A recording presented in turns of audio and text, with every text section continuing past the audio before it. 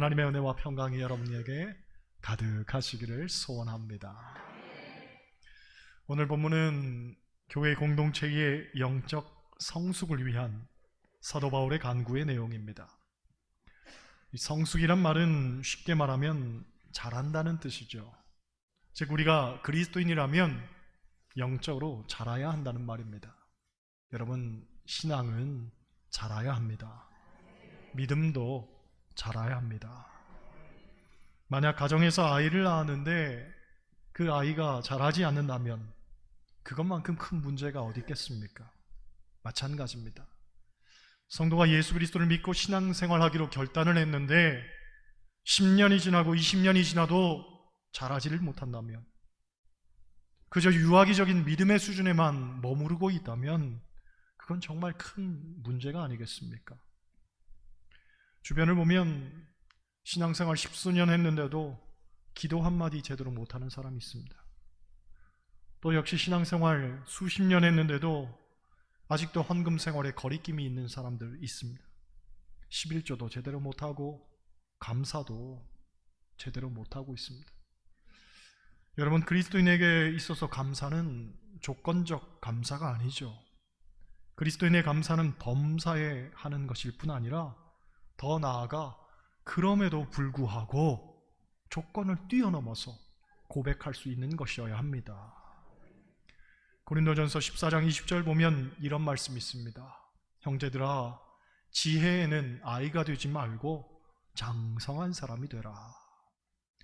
또 에베소서 4장 13절을 보면 이런 말씀도 있습니다. 우리가 다 하나님의 아들을 믿는 것과 아는 일에 하나가 되어 온전한 사람을 이루어 그리스도의 장성한 분량이 충만한 데까지 이르리니. 할렐루야. 그렇습니다. 우리의 지혜도 믿음도 신앙의 지식도 잘 자라나서 종국에는 장성한 사람이 되어야 하는 거죠. 오늘 16절 말씀 한번 보겠습니다. 16절 같이 읽습니다. 그의 영광의 풍성함을 따라 그의 성령으로 말미암아 너희 속사람을 능력으로 강건하게 하시오며. 아멘. 바울은 우리의 속사람을 능력으로 강건하게 해달라고 기도했습니다. 이 속사람이란 말은 성경에서 바울 서신에만 나오는 단어인데 고린도후서 4장에 나오는 겉사람과 대비되는 말입니다. 여러분, 사람에게는 겉사람이 있고 속사람이 있습니다. 일반적으로 우리가 생각하는 겉사람은 육신을 의미하죠. 이것은 필연적으로 늙어지고 죽어지고 썩어질 것입니다. 아무리 건강한 사람도 언젠가는 죽기 마련이죠. 불로장생을 꿈꾸며 영원한 생명을 얻고자 했던 진시황도 겨우 50세의 생을 마감했다고 합니다. 세상에서 가장 오래 산 사람으로 기네스북에 등재된 인물은 프랑스의 장 루이스 칼맹이라는 분인데 122년 164일을 살았다고 합니다. 여러분, 사람이 대단해 보이는 것처럼 보여도 길어야 100년 살다 갑니다. 지구의 나이가 46억 년이라고 하는데 그 시간 속에 비추어 보면 사람의 삶은 정말 작은 점에 지나지 않습니다. 더구나 하나님의 시간은 알파와 오메가죠. 영원부터 영원까지입니다. 그 영원이란 시간 속에서 나란 존재는 사실 아무런 의미조차도 갖지 못할 겁니다. 그런데 그런 우리의 존재가 하나님 안에서 놀라운 의미를 지닐 수 있게 된 것은 사람에게는 속사람이 있기 때문에 그렇죠. 이 속사람은 하나님의 뜻을 쫓아 살려는 도덕적 자아, 즉 쉽게 말해 우리의 영을 말하는 겁니다. 미국의 의사 던컨 맥두겔이라는 사람이 사람에게 영혼이 있는가라는 걸 과학적으로 증명하기 위해 이런 실험을 했습니다. 사람에게 영혼이 있다면 사람이 죽을 때 그 영혼이 빠져나가게 될 것이고, 그렇다면 사람의 몸무게에서 빠져나간 영혼만큼의 변동이 있지 않겠냐, 즉 감량이 있지 않겠냐 하고 생각을 한 겁니다. 그래서 아주 정밀한 저울로 죽음을 앞둔 사람의 몸무게를 측정했습니다. 모두 5명의 환자를 대상으로 그 사람이 죽기 전과 죽은 후의 몸무게를 측정했는데 정확히 21g이 줄어들었습니다. 그래서 사람의 영혼의 무게는 21g이라는 논문을 발표하기도 했었습니다. 물론 그것을 고지고대로 믿는 사람은 없습니다만은 우리가 그리스도인으로서 믿고 고백할 수 있는 건 사람에게는 육도 있지만 영이 있다는 거죠. 그리고 육보다는 영이 더욱 중요하다는 겁니다. 왜냐하면 사람은 육적인 존재가 아니라 영적인 존재이기 때문에 그런 거죠. 마태복음 10장 28절 보면 예수님께서는 이런 말씀하셨습니다. 몸은 죽여도 영혼은 능히 죽이지 못하는 자들을 두려워하지 말고 오직 몸과 영혼을 능히 지옥에 멸하실 수 있는 이를 두려워하라. 곧 우리의 육이 중요한 게 아니라 영이 중요하다는 말입니다. 안타깝게도 현대인들은 속사람보다는 겉사람에 관심이 많습니다. 그래서 영의 양식보다는 육의 양식에 관심이 많고 영의 건강보다는 육의 건강에, 또 하늘보다는 땅에 관심이 많습니다.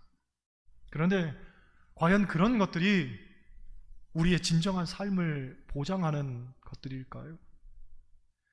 노먼 빈센트 필 박사는 말하기를 사람들이 하는 걱정을 보면 대부분 쓸데없는 걱정이라고 말합니다. 그분이 조사한 바에 따르면 절대로 일어나지 않을 일에 대한 걱정이 40%, 이미 일어난 일에 대한 걱정이 30%, 별로 신경 쓸 일이 아닌데 걱정하는 것이 22%, 그리고 우리가 어떻게 한다고 바꿀 수 없는 사건에 대한 걱정이 4%라고 합니다. 반면 진짜 해결해야 되는 사건, 정말 걱정해야 되는 걱정은 4%밖에는 안 된다고 합니다. 종합해보면 결국 사람들이 하는 걱정의 96%는 쓸데없는 걱정이더라는 거죠. 즉 쓸데없는 일에 우리의 인생을 그렇게 낭비하고 살더라는 겁니다. 문제는 영적으로도 마찬가지입니다. 그리스도인들의 기도의 내용을 보면 정작 중요하고 필요한 것들에 대한 간구는 별로 없습니다. 사람들은 저마다 열심히 기도하긴 하지만 다 육체적인 소욕을 위한 것들, 세상적인 것들, 그리고 당장 내게 주어진다고 해서 그것이 진정한 우리의 삶의 가치가 되지 못하는 것들, 그것들을 쫓아서 하나님께 기도를 하는 거죠. 사람들이 영적으로 성숙하고 건강해져야 할 시간을 쓸데없는 시간으로 무용하게 낭비하고 있더라는 거예요. 여러분, 성경을 보면 예수님께서는 뭐라고 말씀하십니까? 너희는 무엇을 먹을까? 무엇을 마실까? 무엇을 입을까? 염려하지 말라 하고 말합니다. 왜냐? 하나님 아버지께서 우리의 필요를 다 아신다는 겁니다. 우리가 걱정한다고 그 길을 한자나 더 할 수 있는 것도 아닌데 사람들은 자꾸 걱정하고 염려하고 고민하면서 인생을 소진하고 사는 거죠. 마찬가지로 기도조차도 그렇게 낭비하며 사는 겁니다. 때문에 사도 바울은 오늘 본문을 통해서 뭐라고 말하냐면 성령으로 말미암아 너희 속사람을 능력으로 강건하게 하시기를 내가 원한다 하고 말합니다. 여기서 주목해야 되는 것은 뭐냐면 성령으로 말미암아입니다. 성령으로 말미암아. 그 속사람에게 필요한 것이 무엇이냐? 바로 성령이라는 거죠. 인생을 살면서 우리가 공감하지만 인생에 고민과 걱정이 없을 수가 없습니다. 하지만 이것과 싸워 이길 수만 있다면, 즉 고민과 걱정에 대한 해답만 우리가 알 수 있다면 인생에 아무런 두려움이 없을 겁니다. 실제 바울이 말하는 것이 바로 그것입니다. 사람들은 고민과 걱정을 대할 때에 하나님께 어떻게 기도하냐? 하나님, 고민이 사라지게 해주세요.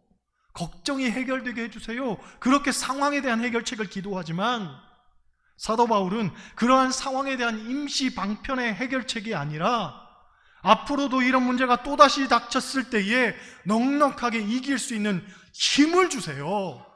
능력을 주세요. 이렇게 기도하는 거죠. 물론 그 이길 힘은 성령인 거고요. 일반적으로 먹을 것이 필요한 사람에게 물고기를 주는 것이 나은가, 아니면 물고기 잡는 법을 가르쳐 주는 것이 나은가 하는 이야기가 있습니다. 여러분 어떻습니까? 무엇이 낫습니까? 당연히 물고기 잡는 법을 가르쳐 주는 것이 나을 겁니다. 비견한 예지만 마찬가지라는 거죠. 내가 닥친 상황을 해결해 주는 것이 최선이 아니라 언제든 또다시 그런 문제를 맞닥뜨렸을 때에 그것을 이길 수 있는 힘을 주시는 것, 이게 더 귀한 일 아니겠습니까? 그런데 바로 그 힘이 성령의 능력이기 때문에 사도 바울은 성령의 능력으로 우리 속사람이 강건해지기를 기도했던 거죠. 할렐루야. 17절 말씀 한번 보세요. 17절 같이 읽습니다. 믿음으로 말미암아 그리스도께서 너희 마음에 계시게 하시었고 너희가 사랑 가운데서 뿌리가 박히고 터가 굳어져서. 아멘. 사도 바울은 그리스도께서 우리 마음에 계시기를 간구했습니다. 여러분, 신학적으로 예수와 그리스도는 다른 의미를 갖고 있습니다. 예수라고 할 때에는 구원자라는 의미가 강하고 그리스도라고 할 때에는 통치자라는 의미가 더 강합니다. 말씀을 보면 예수가 아니고 그리스도라고 했죠. 그리스도는 나의 모든 것을 소유하시고 관리하시고 다스리시는 주인이 됨을 의미하는 겁니다. 여러분, 우리 마음의 주인은 내가 아닙니다. 그리스도가 되어야 합니다. 우리의 삶의 주인도 내가 아닙니다. 그리스도가 되어야 합니다. 어떤 면에서 우리는 껍데기로 살고 그 중심에는 정말 그리스도께서 좌정하고 계셔야 됩니다. 할렐루야. 이런 얘기가 있습니다. 어떤 사람이 실직을 해서 직장을 구해보려 했지만 요즘 경제가 어렵고 나라가 어렵다 보니 도무지 직장이 구해지지가 않았습니다. 그러다가 우연히 어떤 구직 광고를 보게 되었는데 숙식 제공에 월 300만 원 보장이 되어 있었습니다. 요즘 같은 시대에 숙식 제공도 되고 한 달에 300만 원이나 주는 직업이 어디 있는가 싶어서 찾아가 봤더니 동물원이었습니다. 이 동물원에서 무슨 일을 하면 되느냐고 물었더니 동물원장이 원숭이 탈을 하나 주면서 이것 뒤집어 쓰고 철장 안에 들어가서 놀고 싶으면 놀고 자고 싶으면 자고 그냥 마음대로 하면 된다는 겁니다. 요즘 경제가 너무 어렵다 보니까 동물들 수입해오고 사료를 먹이고 조련사를 붙이고 하는 게 돈이 너무 많이 들어 감당할 수 없으니까 차라리 사람이 탈을 쓰고 그 일을 하는 게 비용적으로 훨씬 낫겠다고 판단했다는 거죠. 다만 사람들은 동물원에 원숭이 구경을 하러 오는 거니까 절대로 말은 하지 말라고 신신당부를 했습니다. 다음 날부터 이 사람이 원숭이 탈을 쓰고 일을 하는데 막상 해보니까 너무 쉬운 거죠. 관람객들이 구경하러 오면 적당히 띄워주고 춤도 춰주고 하면 다들 그렇게 좋아하는 겁니다. 월급도 따박따박 잘 챙겨줘요. 삼시세끼 밥도 먹여줘요. 재워줘요. 그러니까 신이 나서 그네도 타고 나무도 올라가고 그랬습니다. 그렇게 몇 달을 일하다 보니까 이제는 그네를 타다가 공중제비도 돌 만큼 익숙해졌습니다. 그래서 어느 날은 그날도 그네를 타고 공중제비를 돌았는데 평소 한 바퀴 돌 것을 신이 나서 그만 2바퀴 돌려고 하다가 실수로 옆에 있는 사자우리에 떨어지고 맙니다. 깜짝 놀라서 도망을 치려고 했지만 사자우리가 너무 깊어서 어떻게 할 방법이 없는 거죠. 그런데 어느 틈에 뛰어나왔는지 사자 한 마리가 자기에게로 성큼성큼 다가오는 겁니다. 순간 이제는 내 인생이 끝이구나. 눈물이 앞을 가리면서 갑자기 어머니 생각이 났습니다. 동물원장이 절대로 말은 하지 말라고 신신당부했지만 어머니 생각을 하니 참을 수가 없어서 어머니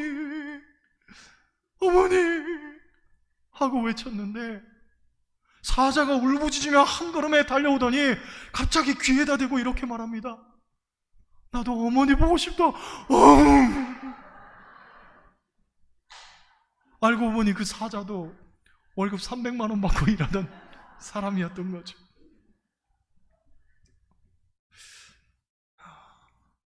인생 살면서 우리는 원치 않는 허울을 쓰고 살 때가 있습니다. 이를테면 이런 경우죠. 장사하면서 온갖 손님 비유 맞춰주느라 마치 원숭이 탈을 쓴 것처럼 늘 좋은 게 좋은 것 마냥 재주 부리듯 그렇게 살아야만 할 때가 있습니다.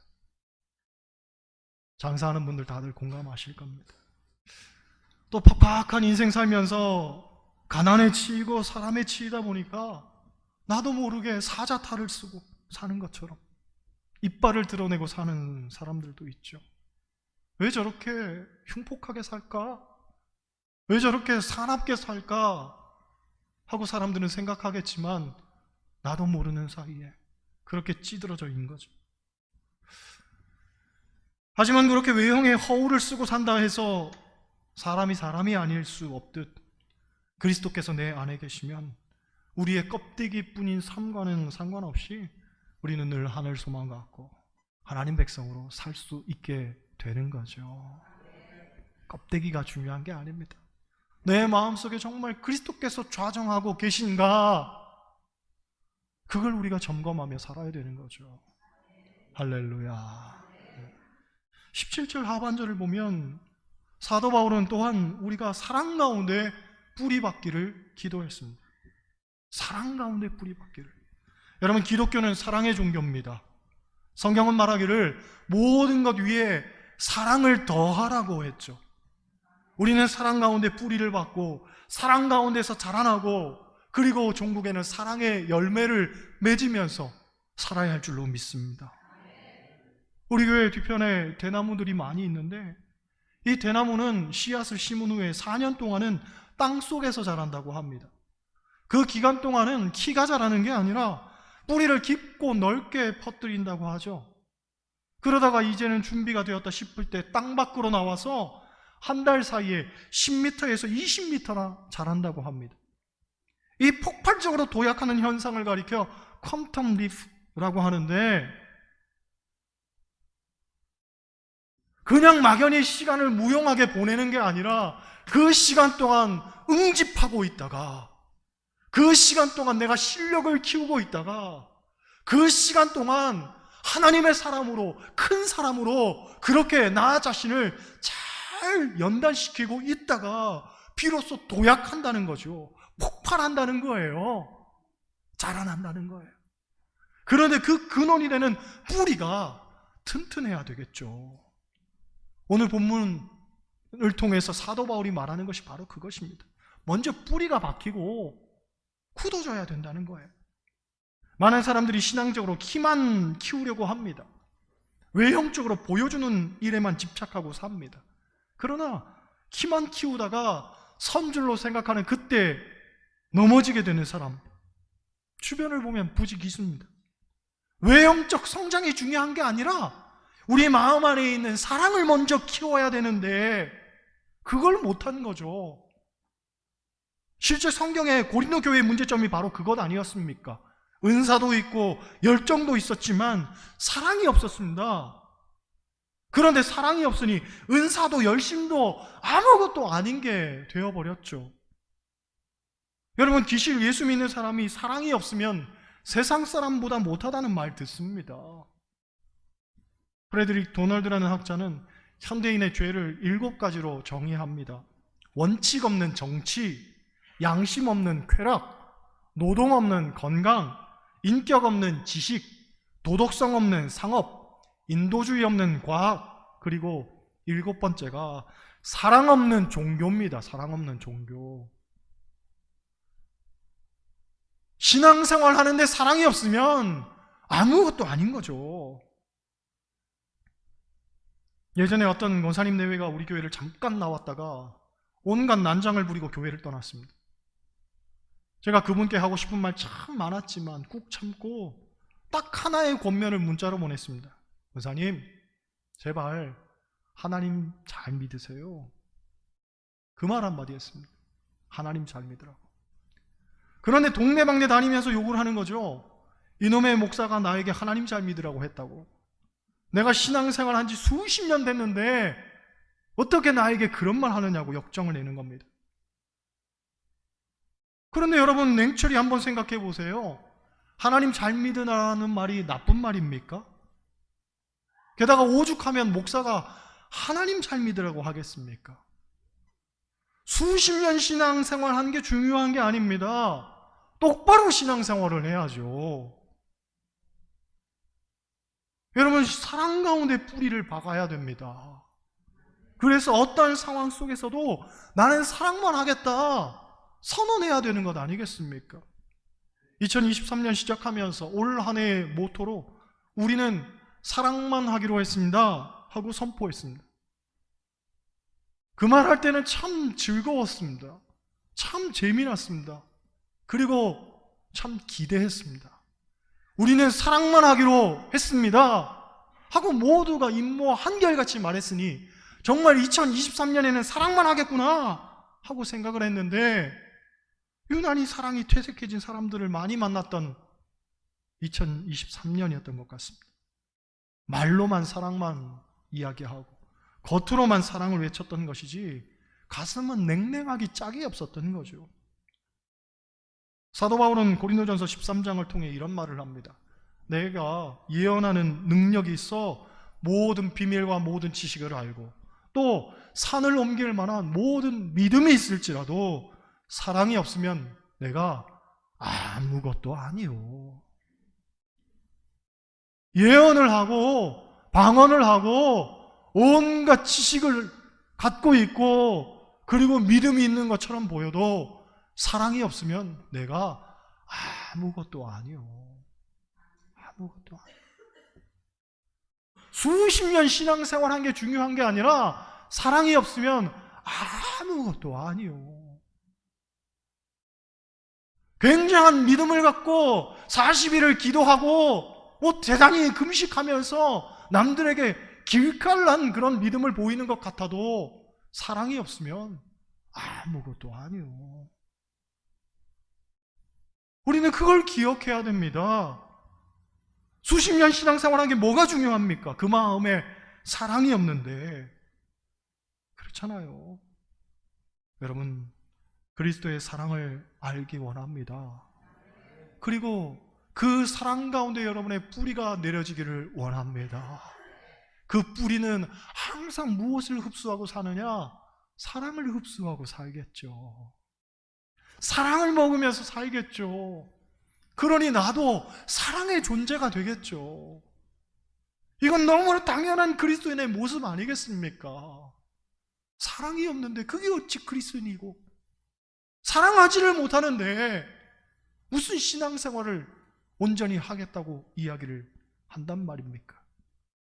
아닙니다. 우리는 사랑 가운데 뿌리 내려서 어떤 경우에도 사랑만 해야 됩니다. 2023년 우리는 사랑만 하기로 했습니다. 그 말 했잖아요. 저도 했지만 여러분도 했잖아요. 그렇죠? 사랑만 하기로 했습니다. 우리는 사랑만 하기로 했습니다. 물론 여러 달 거치면서 많이 퇴색해졌지만 다시 시작하면 됩니다. 다시 새롭게 결단하면 됩니다. 이제 8월부터 우리는 사랑만 하기로 했습니다. 따라 하시겠어요? 8월부터 우리는 사랑만 하기로 했습니다. 옆 사람과 인사하시겠어요? 우리는 사랑만 하기로 했습니다. 안 하시는 분이 두 분 계시네. 앞으로는 어떤 상황 속에서도 또 어떤 일을 마주한다 할지라도 오직 사랑만 하는 저와 여러분 다 되시기를 주님의 이름으로 간절히 축원합니다. 기도하시